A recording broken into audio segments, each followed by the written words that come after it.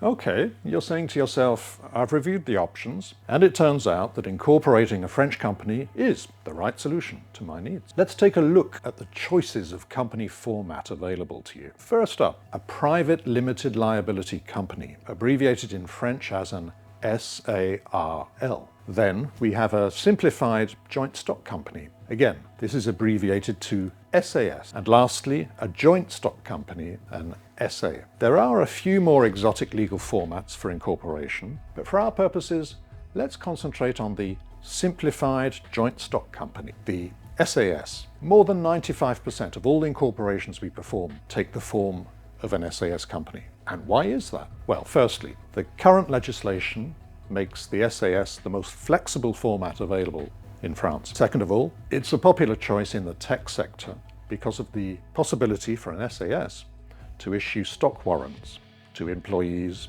and executives. Most French companies looking to raise venture funding will be incorporated in the SAS format. An SAS company will be subject to French corporation tax unless a temporary option for pass-through status has been taken within 5 years of your incorporation date.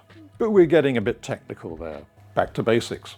What do I need to incorporate my SAS company in France? Name of the company, primary purpose business, amount of share capital, cash or in kind, could be made up of contributed IP, physical assets, stock or equipment.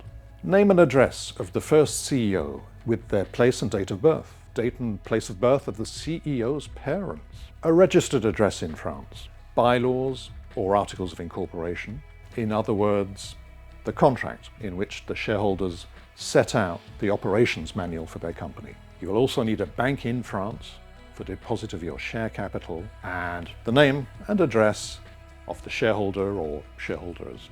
So there you go. You've chosen your approach and you have the basics of the requirements to set up an SAS. In the next 3 videos, we will delve into governance, the legal specifics and the regulation, and tips and tricks.